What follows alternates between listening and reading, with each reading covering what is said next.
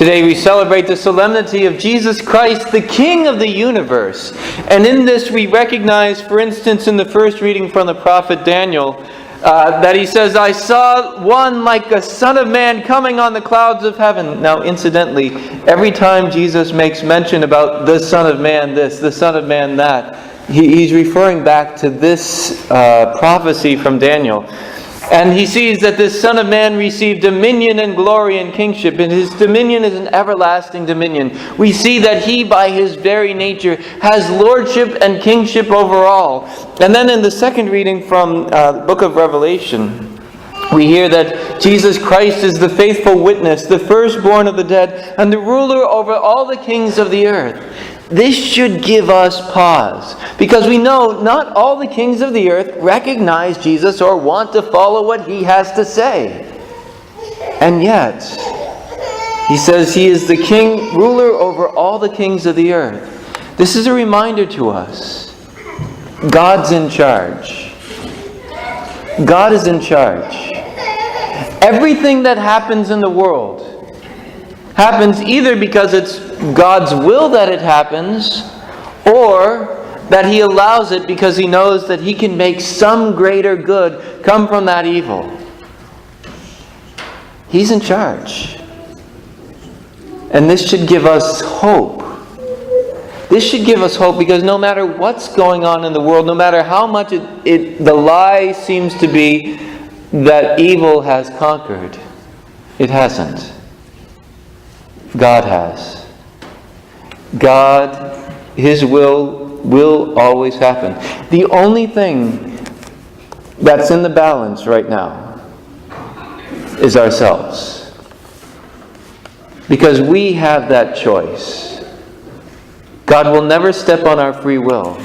We have that choice to go with God or go against God. And we do this in so many large and most often small ways throughout our lives. Choosing to make God King and Lord of our universe or not. We hear a little bit of this alluded to in the gospel today. Jesus is on trial now just before the crucifixion, and he's before Pilate. And Pilate says to him, "Are you the king of the Jews?" And Jesus answered, "Do you say this on your own? Or have others been telling you about me? Is this something that you know in your heart, that you have chosen and said yes to? Or is this something that other people have said and you're just repeating it?" Kind of reminds you maybe of a homily from 3 weeks ago that Deacon John gave, where he told that story about the dog that was chasing a rabbit, and then those other dogs chasing that one dog. The other dogs petered out and lost their energy. Why? Because they didn't see the rabbit. But that one dog who saw the rabbit kept after him. Are you saying this on your own? Do you see God? Do you see that Jesus is Lord, that he is King? Or is it just because others have told you about him? And this is where we have to make sure that we come to as Catholics, as Christians. Do we come to that point where we are seeking God because we've had an experience of him, we know him, we know his love? Or do we come just because, well, it's the thing to do? It's the thing to do. Other people have said it, my parents brought me to Mass every Sunday, and gosh darn it, I'm going to bring my kids to Mass every Sunday too, whether they like it or not. Or is it because we know God? And if we don't, if we're just kind of doing this because it's a thing, this is the time to say, okay, I need to work to get that contact with God, that experience. How do we do this? Well, there's so many different things shouting at us in the world. So many different forms of media and entertainment and other things that we can hold in the very palm of our hands that are always taking our energy. But if we're always listening to those things, we never have time to hear the whisper of God's voice in our hearts. And this means that we have to go into silence. As Mother Teresa said, the fruit of silence is prayer. We need to enter into silence truly to have that experience of prayer, experience of God. And this can be hard. especially because we're very used to having something to do. As my professor, Father Robert Barron, now Bishop Barron, said to us in the seminary, "Don't just do something, sit there."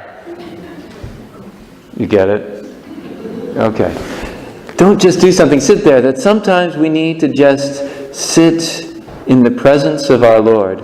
Maybe in the presence of our Lord in the Blessed Sacrament, maybe with an image of the cross, maybe with the Scriptures, or maybe just in our minds recognizing the presence of God, that He is present in our hearts.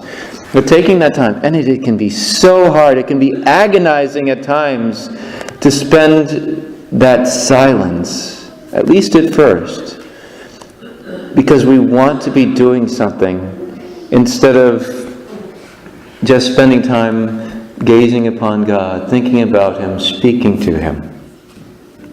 But it's only in that silence that we come to hear the whisper of God in our hearts. Do you say this on your own, or have others told you about me? We come to experience God in that silence. And what does He say to us in that silence? He says, "I love you.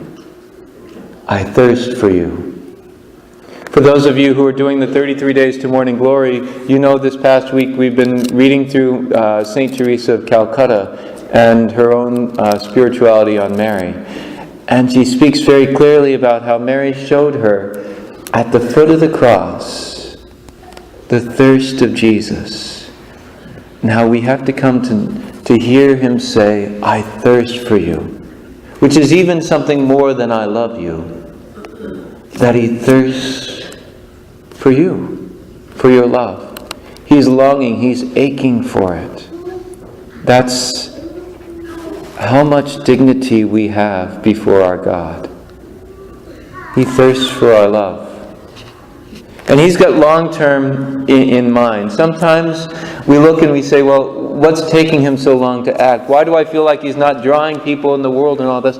He wants all of our love, and He is thirsting. I think about my own experience in my family. Of course, my immediate family has been very powerful in terms of growing up Catholic and the like. My dad is a deacon, many of you may know, and my mom is a great saint, I think. Whether you think so or not, who knows? But my dad grew up without any sort of faith. He wasn't baptized till after I was baptized. I beat him to the church. So going up to his family, there was never really a lot of faith, because we didn't talk about faith things up there because there wasn't any faith there. But over the years, it's interesting to see how this cousin and that cousin and their kids ended up becoming Catholic, even though they had no contact really, except in our occasional visits.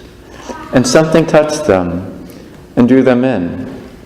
About 4 years ago, I was shocked on Thanksgiving as I went up, and my aunt comes up to me and says, "I want you to say the blessing before Thanksgiving meal." And it was kind of like that. I was saying, "What? We've never said grace before meals on Thanksgiving." I mean, my parents and I did it on our own, but it was never like this big family thing that we did. And I says, "Oh my gosh, God, what are you doing? This is amazing." And every year, even this year, she came up, "Now don't forget, you've got to say grace." Yes. Now, I don't go up with the collar. I just go, I'm Vaughn in the family. I'm not Father Vaughn. But I go up, and they asked me. And then one of my cousins says, "I need you to pray over my daughter. She's struggling in her own motherhood." Okay, and so I prayed over her. And I see this as God is reaching out to their hearts and saying, "I thirst for you. Come to me. Come to me." God is reaching out to each of us. And He wants us to come and to see that rabbit, as Deacon John said. To see Him in His love, so that when we go out, other people will see what we have and say, "I want that." That they want to be drawn in. But it has to start with us. and our choice to say, yes, you, God, be King of my universe. Be King of my life. Be Lord of me.